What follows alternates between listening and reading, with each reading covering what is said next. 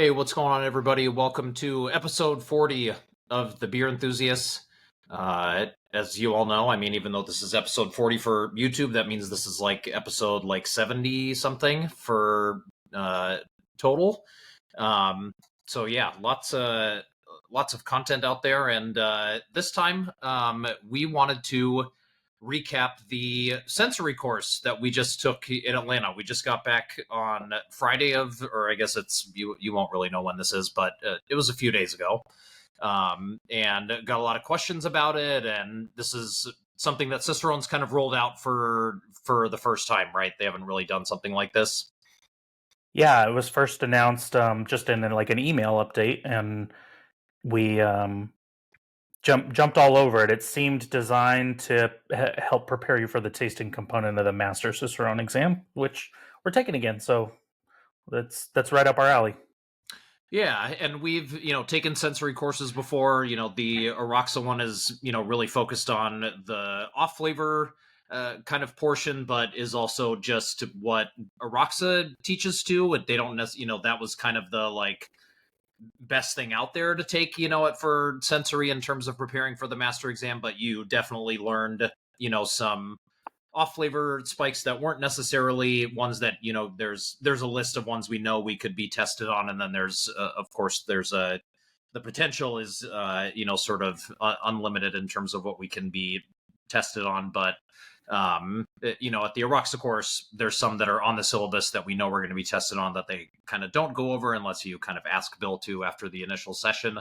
So I think what we were really excited about is the fact that, like you said, that it's really focused on taking this particular exam, and it's put on by Cicerone, and so they can answer, or I guess choose not to answer any questions that we had about the different panels or what the expectations were. So just a couple of things about it. 3-day course. We flew out to Atlanta. It was at Round Trip Brewing, which is a very cool space. They have the perfect setup for something like this. They had a huge space and a place where they could pour all the off flavors and stuff. And beforehand, I mean, we were just trying to predict how are they gonna run it, right? That was the thing we were just theorizing up until the 11th hour. Yeah, because the information about it from the jump was like, you'll go through all the off flavors on the syllabus.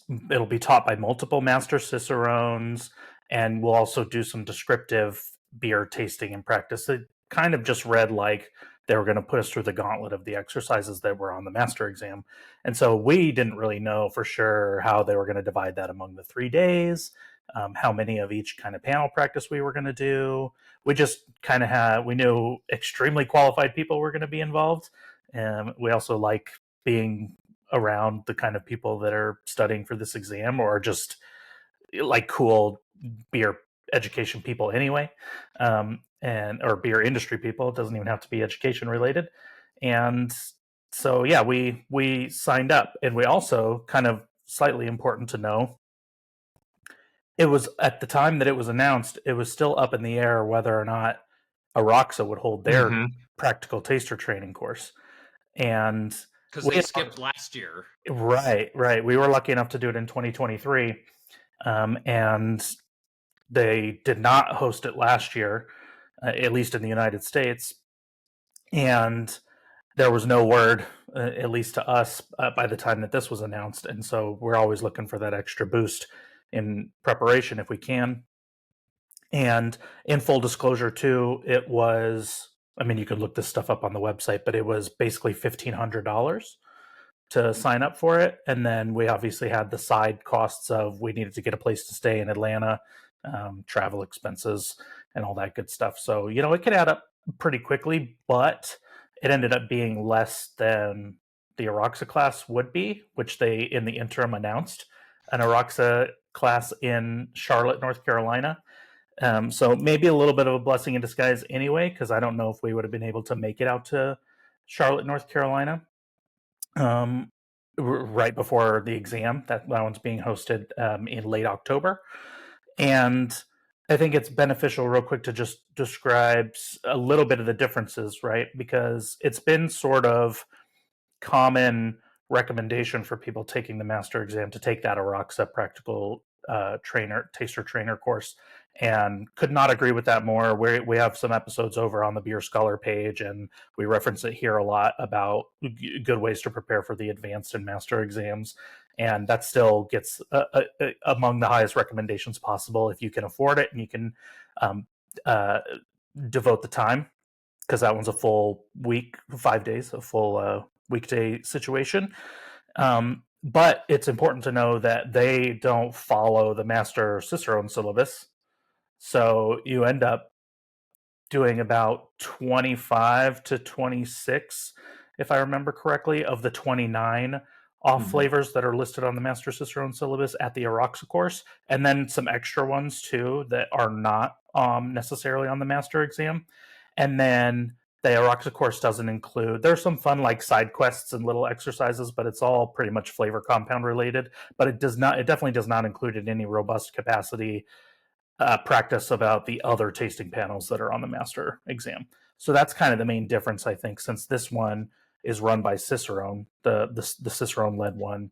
It's catered exactly to their exam, so you don't have to worry about is everything I'm going to get out of this going to apply to the master exam. I think the Aroxa course, a substantial, like almost all of it, is relevant for preparing for the master exam, but it is a little bit more relevant too for helping with the sensory program at your own brewery. Just being a more widely knowledgeable beer industry and sensory person. So it's not tied to the Cicerone program at all. But those are the main differences, and that's kind of all we knew going in, was that it's going to be super catered to the master exam. They notably did not require you to be an advanced Cicerone in order to sign up for it, which I think baseline, especially with the first time, is really smart on their part. You just don't know, what the uptake is going to be for something that can be a little bit pricey. So that was smart, so that they could try to get a clientele going. And for the group that we had, it was about half and half, right? I think there was Yeah. 5 of us there who were either signed up or were like, committed to, signing up and are studying as if they're taking the exam. And then we had 5 folks who were industry folks, people who were studying for advanced, people who were looking to, again, like expand. Sounds like they maybe had some sensory like focuses, at their particular, places of work, and they were just looking to, expand their knowledge sort of beyond that. But that also leads to then everybody's potentially going to be hoping to get, kind of something different out of the program. And so that was the other thing, is I think what we were really theorizing about was, once we found out there were people who were going to be there who weren't taking the exam, we were curious how Cicero, are they going to teach to the middle? Are they just going to say, we said this is for the master exam, so like you're just get ready to start, like, trying to like tread the deep waters like that we're gonna throw you in, which they Mm-hmm. kind of did right out of the gate. I mean, that was kind of the first thing they did, because again, Yeah. and Chris brings up Aroxa correctly, because that being our huge sort of sensory thing that I mean, without really, we're going to compare it in some fashion, right? And I think there were folks who were hoping it would kind of be like Aroxa, and they were hoping that it would just be like, oh, here are these 8 compounds, and here's where they come from, here's what they smell like.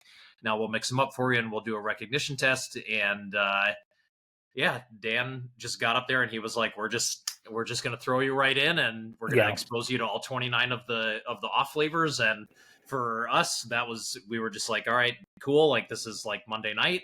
And so Yep. like I think it was a little easier for us to kind of ease into that. And I was very proud of the people who are not preparing for the master exam, that they kind of use those panels as a way to just familiarize themselves. It seemed like they didn't put a lot of pressure on themselves to trying to, get all of them correct, or, or anything like that. And that's, I say that because that is just, in my experience, that can just be difficult for people. I think people want to just try and knock it out of the park right out of the gate.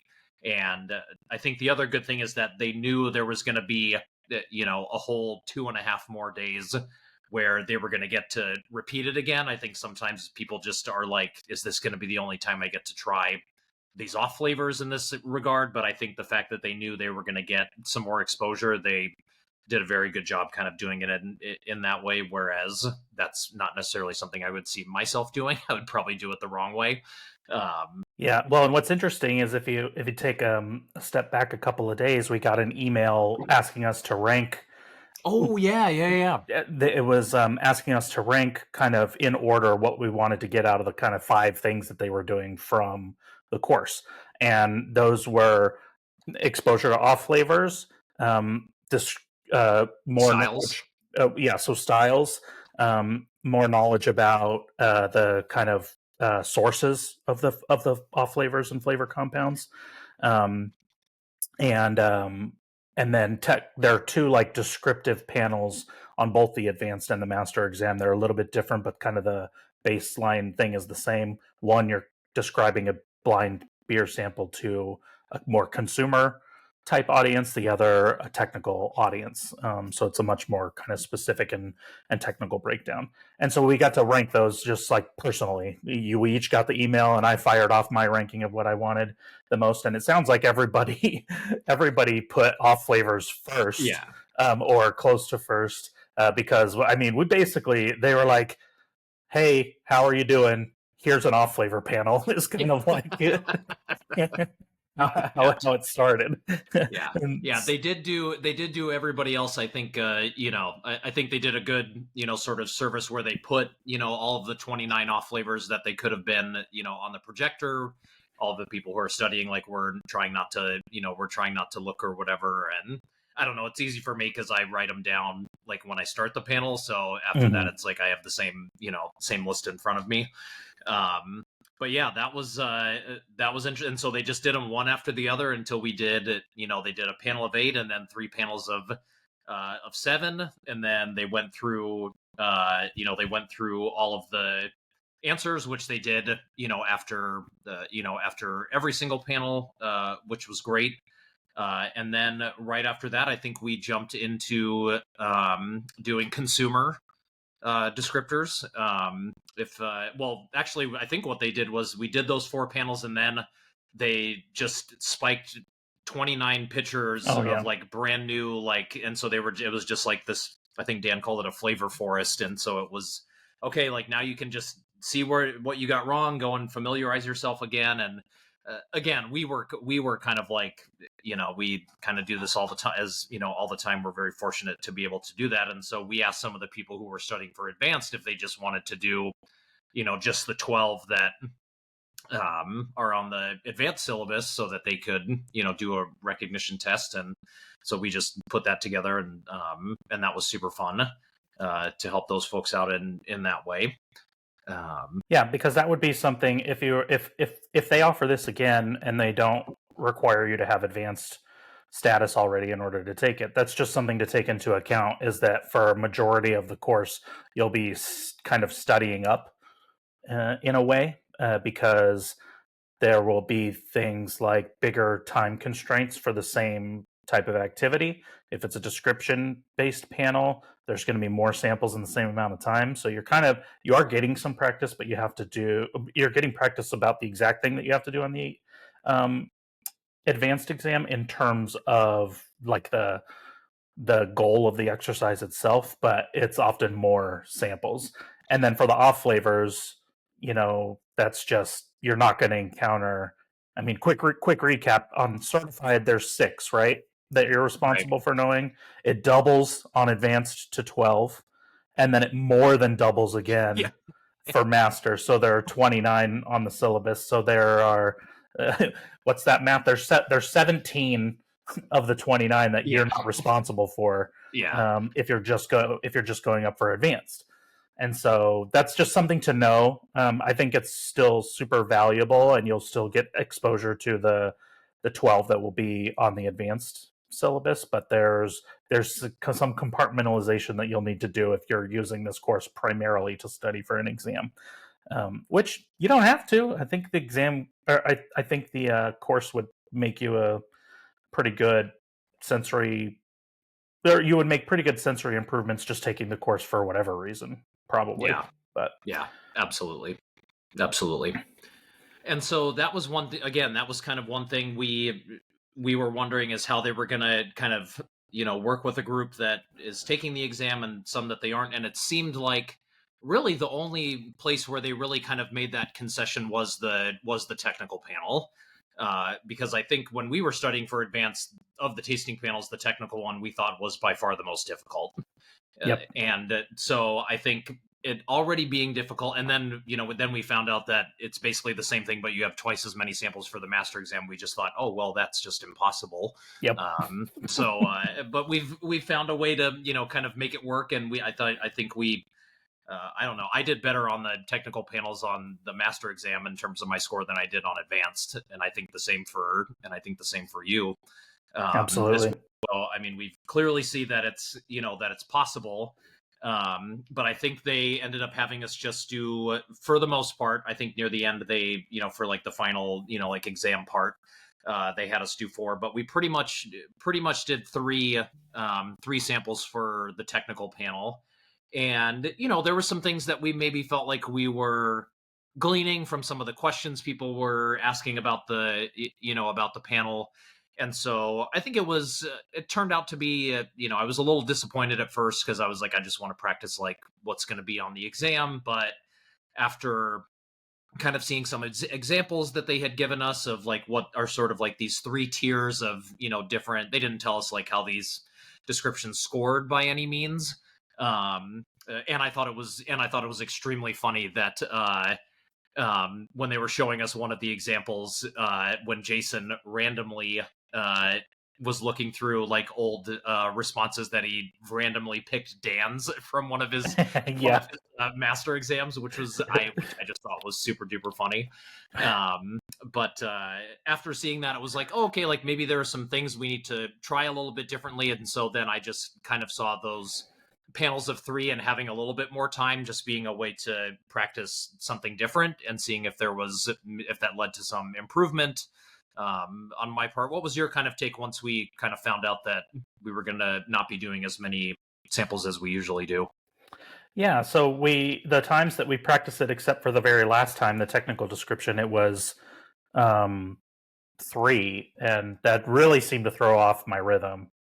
Kind of in the it's in between two versions of the exam, and yeah, the exercise is still the same, and I think I got some good practice in both kind of looking for and detecting certain compounds in the samples, and also started to massage my process for attacking that particular panel in ways that were good. And we did it's kind of a funny dynamic because Cicerone program, they're cagey about how they grade a bunch of this stuff, and in some respects rightfully so. They're not just going to like give you the keys to the exam, but we're also like taking our second attempt, so we got no problems just asking. The worst they could Yeah. say is no, or Yeah. be a little bit more cryptic about it. So we're asking a million questions about the examples that they put up on the board, and when are you specific about this compound? How should you subdivide everything? How should you organize it?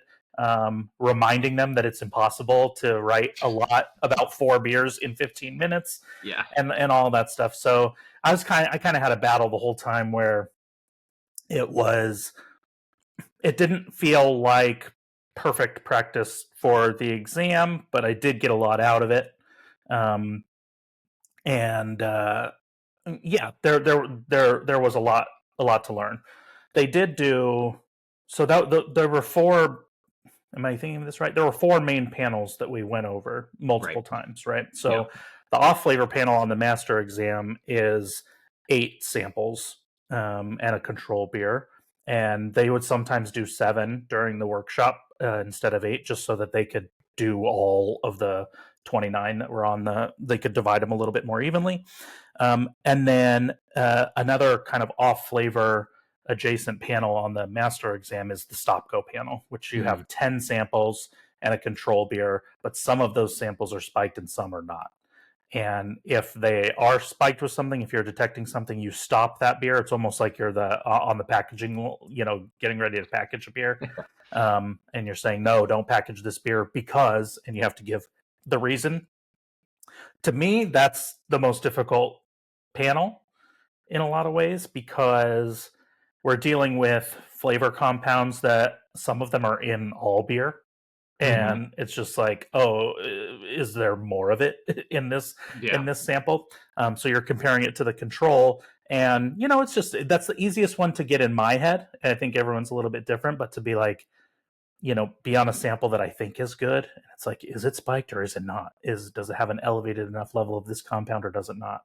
And so that ends up being a good mix of like 4 to 6 of the 10 are usually spiked, and it is good practice too to just try to partition everything in your mind and say, is this a good sample or not?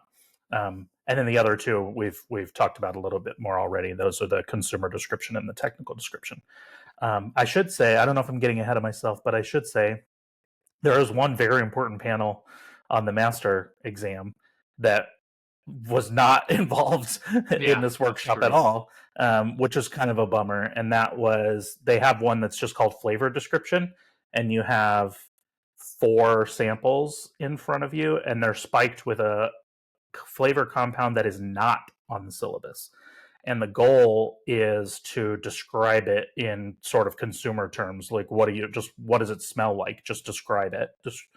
And then that's 95% of the grade. And then you get an extra 5% if you could actually name the compound. And that just seems that's super hard, both just conceptually because there are so many different flavor compounds that they could use, but also practically because like how do you study for this one short of buying all the flavor compounds that are super duper expensive from Yeah. Aroxa? Yeah. um, so Yeah, it was because it was a bummer that we didn't get to try that one, that yeah. they didn't bring some spikes for that one. Yeah. Yeah. Yeah. And that's something we'll definitely, that'll be part of our, part of our feedback, in that regard.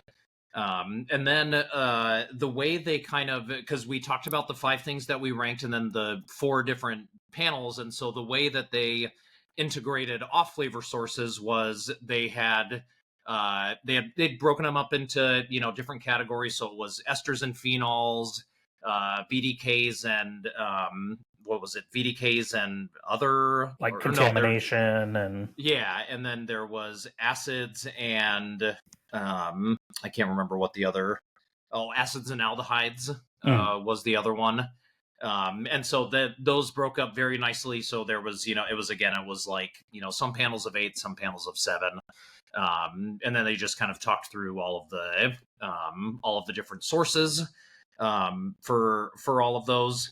And again, like lots of really good questions from everybody. I think Cicerone was also very smart just to encourage us to draw from each other and to try and encourage discussion. So, you know, Jen, Dan, or Jason can go up there and and very intelligently talk about all of those different categories, but there may be some strategies that Jen has for styles that you and I might not use or might be different. And so it was just a lot of like, oh, like, well, what do you all do to when you're practicing this kind of panel or when you're struggling with this particular, we're going over all of the styles, and it's like, well, how do you guys, how do you tell the difference between Kolsch and International Pale Lager? And then if mhm. folks are willing to, kind of, and I know I don't think we talked about it specifically, but I think we were kind of really on board with like, how do we sort of just keep not only driving conversation, but also also at times just trying to make, um, like the space feel a little bit more like safe to, just being very quick to be like, gosh, like I can't believe I called that, beer, the, insert style that's really far off from that, or, everybody seemed to pick up that this addition was in the beer and that just like, I don't even have anything close. And, I was And actually kind of really proud of that group for that yeah, reason. And it was just, there's so much of this, like, kind of pseudo expert bullcrap in the beer industry a lot of times where it's like people pretend like they're never wrong, and they get everything right 100% of the time. And it was kind of, I think, I'm not, well, honestly, not trying to toot our horns specifically, but I know that our presence, as in you and me specifically, helped break the ice a little bit because everybody kept referencing, like, don't be afraid to get it wrong or people to hear your results because these nerds put it on the internet every week, yeah, um, that's and right. and that just felt good because it was like that's part of what we really try to live and practice, right? Is just like it doesn't help anybody to just puff out your chest and pretend that you get everything right all the time. And everybody throughout the week, or throughout the 3 days at the course, made a silly mistake somewhere, and Yeah, it's like, how do we even yeah, how even do we correct those mistakes, and how do we kind of collaboratively learn from each other, about ways that other folks minimize those mistakes, because that's what it's yeah. all about. Yeah, I agree. Everybody definitely had their high points where it just looked like you were, a tasting genius, and then like other times, like there was a one of the interesting things that they had us do was we did a couple of I think we did the technical and the consumer panel, but we did them with black opaque cups so Mm. that we could not. And I remember being super nervous about this because I was like, I never practiced like this, and so I don't know how I'm gonna how I'm gonna do. And that was all for naught. I did just fine. But yeah, like on the first one it was like, oh, okay, like what color do you think this beer is? And everyone's like, oh, we all think it's black. And someone's like, oh, I think this is Guinness Foreign Extra Stout. And that was exactly the beer that they thought. And then we get to the last one, and Jason's like, all right, what color do you guys think this beer is? And same person is like, oh, this beer's red, this is Duchess, like this is Flanders Red or whatever. And Jason's like, well, the beer's green. And it's some, like Ghostbuster, Slimer, sour, like kind of weird thing. But the thing was, like, we all didn't think that was the most unreal. Like, maybe some of us thought, like, oh, it might be a little too sweet, or there's not enough of like the acidic character. But like everybody was calling cherries and raspberries and strawberry, all these, red fruits or whatever. And so it wasn't like the most outlandish guess if you look at the flavor notes that a lot of people had. But I mean, that's essentially what it was like for everybody. Some people just they called time and they just threw their heads back, and then other times it was like just celebrating that somebody was getting 10 out of 10 on a stop go at the end when they were really struggling at first. And Well, and uh the proctors were good about it too. Like within the first two panels, remember they peppered us with off flavor panels immediately, and Dan, I think it was within the first two panels, kind of mentioned to everybody, hey, none of the Master Cicerones are batting 1,000 right now either. So yeah, yeah, don't, like they're good at breaking the ice, as well. And it's a good reminder too that you're not. I mean, yeah, getting 100% on any of the panels is a huge achievement. I don't care if it's all the so-called like easy spikes or whatever it is. right, It's just good to get some of those under your belt. But when it comes game day, you just need a good score. You don't have to get 100% on the tasting exam. So right. any level of improvement is really really important. But yeah, that was, I think, after the dust settled from the first couple of panels, and discussion started happening a little bit kind of in between panels, and just talking to everybody, that there was a lot of camaraderie, I think. I hope everybody else agreed too, but it was just, I think there are kind of three general things that you're trying to practice in a setting like this, or three general things that you can get out of it. One is all the subjective stuff, right? Like how does Scott perceive acetaldehyde versus how Chris perceives acetaldehyde? You can get some flavor and aroma notes from people that you've never heard before that could hopefully at least give you some more clues in a blind tasting setting, or once in a great while, a real true light bulb moment, Mm, that makes it so that you rarely miss that compound again. The second thing is just like strategy stuff. So you mentioned small ones like on off flavor panels, you always write out all the possible off flavors at the beginning. It's just second nature for you at this point. And it's a good check to make sure you don't miss anything, like make sure that one of the compounds enters your mind at Mm, some point.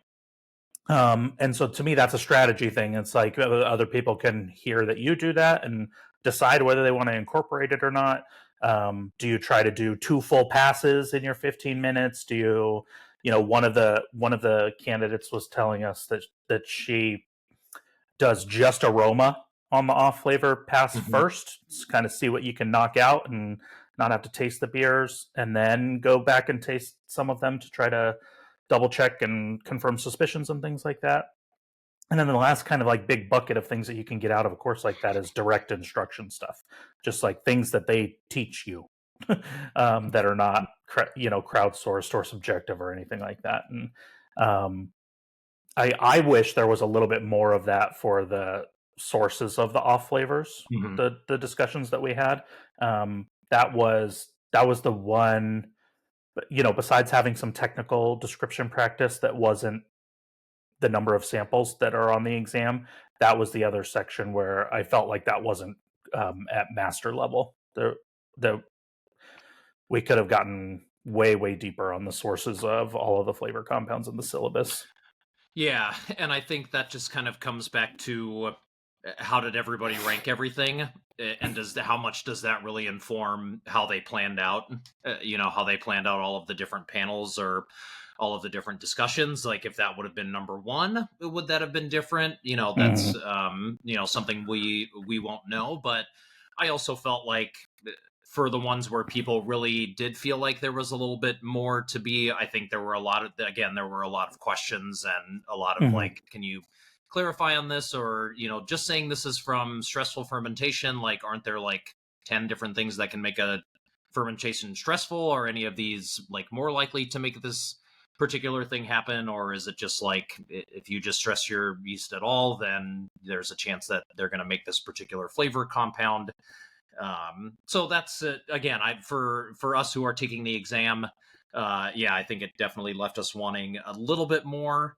And we were, we're talking to the Cicerone folks after each day and on during the breaks and stuff like that. And it was very interesting. Some of the stuff they had kind of talked about, how they were going to approach it. Were they just going to do it once a year? Were they going to do it twice a year? Were they going to do it close to the exam, not so close to the exam? Because I told them, I said, the first thing I'd want from this is for it to be like a week before the master exam. Mm-hmm. That would be, or, if they do it, I said, I told Dan, if you do this twice, I would do this twice as opposed to doing a Roxa once, because with the exchange rate this year, that's pretty much what it boils down to. And so then if you do it twice, then let's say you do one in the summer and then you do one that's closer to the exam, then do you have one where it's, kind of that, it's kind of open to everybody and we're going to kind of like teach to the room a little bit more. And then the other one is like, anybody can come, but like, we're like, this is, the week before the exam. And so like, we are testing like exactly to the exam Mm-hmm. conditions. I think that would be a great way to do it, so that people can either do both, or because the reps alone are make it worth it pretty much. You just Yeah, you're never going Yeah. to get this many reps just on your own in 3 days. Well, and I think that's the biggest thing for the majority of people thinking about taking this is, and I believe this to be true of every level that has a tasting component in the Cicerone program. A lot of people approach that like they have very few opportunities to go over those flavor compounds. Some people, even as early as certified level, will try to do the full slate of 6 off flavors once, maybe twice before the exam. And then that happens with advanced and master as well. It Just based on what I hear from people, I don't know this to be fact. It just seems like how people approach it, and it's a cost thing, right? They're not, unless you buy. Well, first of all, they're a little bit more expensive, kind of per spike, if you buy from Cicerone. But the advantage to that is it's all portioned and catered specifically to the exam that you're taking. Um, but I sort of had to like remind myself that we are a little bit different in the sense that we have shelled out for the spikes directly from Aroxa multiple times so that we can do this. We can do the reps at home with each other. And so if you're in a situation where you can't do that, this sensory workshop is even more valuable to you, because by the end of it, we essentially did all 29 off flavors 4 times. Yeah. So that's huge in a world where you might be able to only otherwise do it once or twice, and even then, maybe not like a full set. That's probably invaluable in a lot of ways to be able to experience that in Yeah. 3 days. So So, well, let's put it this way. I will speak to the numbers, because when we have people apply for the Beer Scholar AC coaching program, we ask them what they're worried about, and Cicerone teaches to a lot of the things that people are worried about. yeah, They're worried about it's obviously tasting is just hard because we can't teach people, and do tasting exams with them from, over the internet. It's just not the same, and we can't proctor, for them. People are always worried about consumer descriptions. We did tons of consumer focused stuff, and we did kind of like those like word clouds, together, and we're going to be receiving all of that from Cicerone. So I mean, for whether it was, what do you think of when you hear tropical or citrus, or when you hear malty, or whatever it was. I mean, there were 10 of us, and we all gave, I mean, there must have been 100 descriptors on that, on those clouds. So hmm you're immediately walking away with hundreds of, unique descriptors that, some of them are yours, but that's a huge part of it. And everybody who we know in the program, when they take the tasting exam, like they pretty much only do the off flavors like once or twice. yeah, I can maybe think of one student who kind of went close to like how hard we went like before the exam, like doing it once a week pretty much for like a couple of months in a row. But yeah, for the most part, they're like, how do we get 6 or 7 of us to meet up at the same exam? Somebody purchase the off flavors and bring them with you, and then try and find somebody local, who's an AC already, or who's not taking the exam, to administer all of it, so that you don't have to. Because the worst part is like, doing like, blind, proctor roulette, and you're the one that has to administer all the, yeah. all the spikes in, because doing them full blind is just super duper important. So yeah, this is going to check off a ton of boxes. Like, I am really excited to hear what some of my students think about, because Jen and Dan and Jason were like, oh, are these some of your like students or whatever? And I was like, oh yeah, like I think they're taking the the tasting thing. And they're like, yeah, they're going to be in San Diego, and so I'm curious to hear how that's kind of done, as opposed to this, because obviously it's much shorter. But I know theirs is like the same week as the exam, so I'm hoping that's a huge boost for all of them. Couple of other things that they kind of peppered in the middle. They tried to have as many, kind of interesting like sensory activities. They used all of those black opaque cups that they had, and they did like a spice challenge. So not like who could just like consume the most capsaicin heat, but who could just guess like blind these, like individual, like spices. And we had some folks who did super duper well, folks who are taking the exam again this year, and that was really fun. To reminded me how much fun I had doing that studying for advanced. So I like immediately ordered my black film canisters on Amazon again to get back into doing stuff like that. Is there any that we're missing? I don't think so. There was we dedicated part of an afternoon to consumer descriptors, but we were served plates of different Oh fruits yeah. and candies and bread, which was super important as well.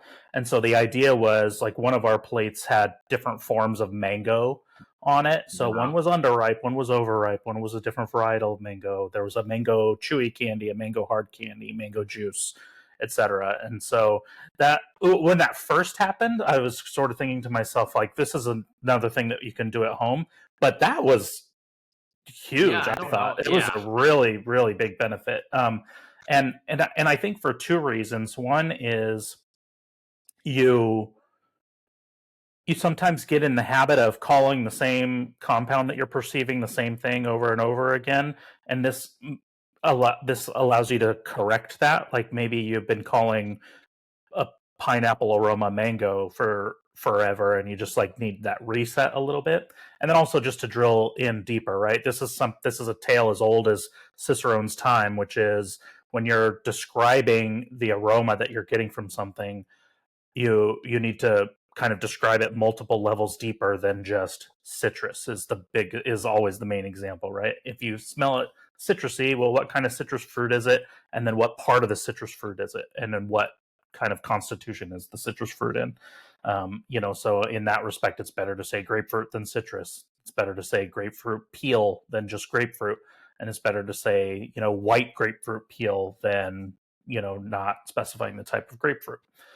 Those are just examples, and one of the better pieces of advice of all time is the article on the Cicerone website about how to better and more evocatively describe flavor compounds. And so definitely go reread that if you haven't in some time. But that was one that I had like low expectations for, and I got maybe some of the most out of.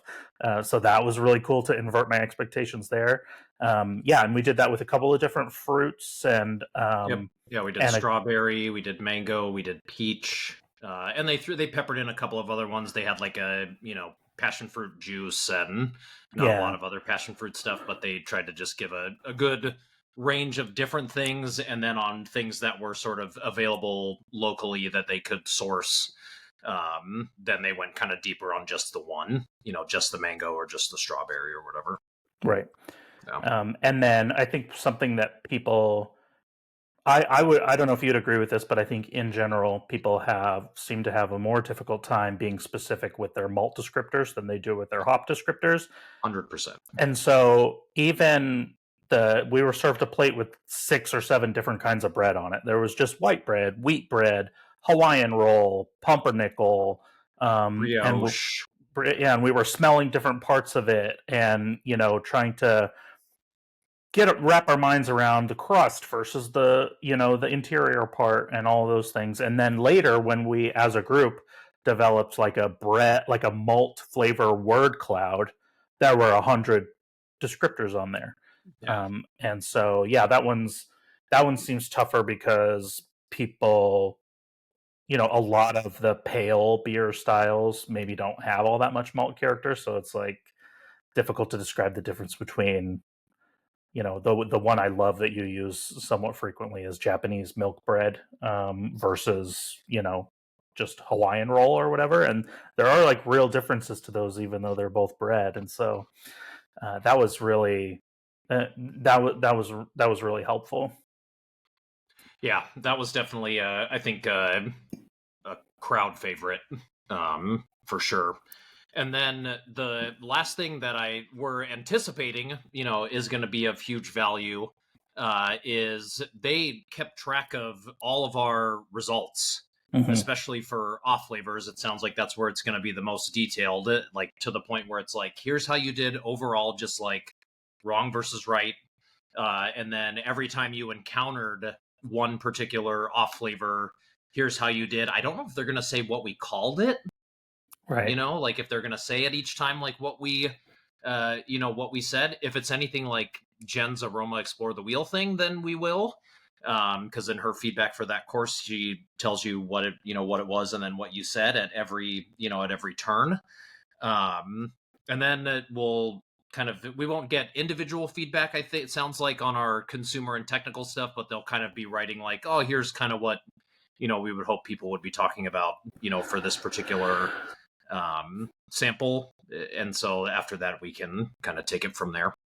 Yeah, they didn't say exactly what that feedback will be like, but they kind of hinted that it'll be either an example of a pretty good description or some of the key components that they would have wanted to see on there. And so super excited to get the feedback. I mean, we know sort of how we did on the off flavor panels, right? Because you just once they reveal it to you, you can crunch the numbers yourself. You either get it wrong or you don't. But the more so-called subjective panels, or at least the ones that you're kind of developing a rubric on the spot with what people are getting out of the beers. It'll be interesting to see what the feedback is like, because those are always, I mean, from the moment we started studying for the tasting for advanced, technical description in particular has felt like an enigma. But even consumer people, I think, us included, just have a difficult time wrapping your head exactly how they're going to grade it. Like, do you need to nail the fruit addition exactly? And Yeah. How how, close does it have to be to, what everybody else says? Does it matter what everybody else says? Is it just about the blind proctor? yeah, What happens if the blind proctor misses it? There's just so many different, scenarios, and, Cicerone has all that stuff kind of figured out. And they kind of, Dan kind of said, like, with this one, we might take a second look at, this style that we put in there. It says this particular style on the can, but yeah, I yeah, don't know, like maybe not, exactly how we would have hoped it would present. And, so, and I think that's something that just, knowing that they give partial credit on, the master exam, quite often, especially on something like styles, and then in, rare cases, you'll see it on advanced too. If they just, purchase a can of something that isn't in great shape, they'll give partial credit where they feel it's fair. So yeah. I think the styles too was fun for everybody. I mean, that's always yeah, one of our most fun. But in my experience, talking to people that are trying to study for the exams, that's also the most difficult one to get prepared for you in a lot of ways, because if if you're not in the Cicerone program, it's harder than just go. It's more difficult than just going to the store and picking out seven beers. yeah, There are a lot of bullets to dodge out there in terms of beers that don't really neatly fit a style, or that they probably wouldn't use on the exam. Those are dangerous words because they could use whatever they want. Um, but you know they they tend to use pretty prototypical examples of stuff, and so right. no, that was super fun. I think we got to do two style panels Yep. basically. Yeah, Um, 2.5, because we got to do. Oh, because the other part of the whole thing was kind of at the end. They did like they did all of the panels for us, um, kind of like we would on the exam. So like they yeah, had two, that were just like Chris said, two of the 8 sample off flavor ones that where all of them are spiked to stop go. We got a style panel, we got a technical panel, we got a consumer panel. Um, but yeah, we had one style panel at first that was 7, and then we had one that was 4, and then we had the one on the last on the final exam that was um, a full panel. So yeah. So yeah, I think overall, like this is like a if you can take any, I think if this is any reflection of how this kind of played to the exam that we're studying for, I think you should just if this is even close to your area and you're studying, I think this is just like a home run of a thing to do, because it was this good already and it's only going to get that much better. And who knows? I mean, we told Dan, if you want anybody to teach the advanced one, like we'll teach we'd it. We'll love teach to. it We'd love to. down here. So I wouldn't be shocked if they, started, because it's a they have a big presence but small staff. Hmm. Is kind of how Dan put it, and so they've got a good, sort of proctor network, and I'm sure they're gonna find some folks who can, do something like this, to the extent or to the sort of level that they expect it to be done, and so hopefully this just becomes something that's more and more available. And they have announced the advanced version, which seems to be an all day affair, Mm-hmm. and then a certified version, which is probably a couple hours or whatever it might be. So, Yeah. um, yeah, keep an eye out for those possibly coming near you. I would think there are even advantages if you're going for master to try to sign up for the advanced one Yeah. if you haven't been exposed to those off flavors, for example, for a while. There's so much crossover that it could only help. But yeah, just put that on your radar. It seems like they're ramping up some of the possibilities for these classes in different areas, and keep an eye out, because highly recommended. Don't take anything that we said in terms of we're kind of like in our own little bubble about how we specifically want to get ready for the exam, and so comments and criticism are just that they're tailored specifically to us. I give it a very, very high recommendation, and I agree with Scott that I mean, it's already extremely good and worthwhile, and it's only going to get better. Yeah. All right. So next time we'll probably be getting back to kind of back onto the beer topics that we're, kind of thinking that we want to brush up on or feel like we want to try and recall or teach to for in preparation for the exam. And I know Chris has got the next one up. I think we're just gonna make sure that's kind of finalized and that's the one he kind of wants to stick with. But thank you so much, everybody, for tuning in. Thank you so much for anybody who's, all of our subscribers and all the support and people who comment and reach out or interact with us on social media. That's great. We're at the Beer Enthusiast on social media. Chris is the Fresh Beer Enthusiast. I'm Vintage Beer Enthusiast. Again, subscribe to the channel, like the video, share share our posts on social media. It really helps us just reach more folks. And we will see you next time for episode 41. See you, everybody. Thank you. Cheers.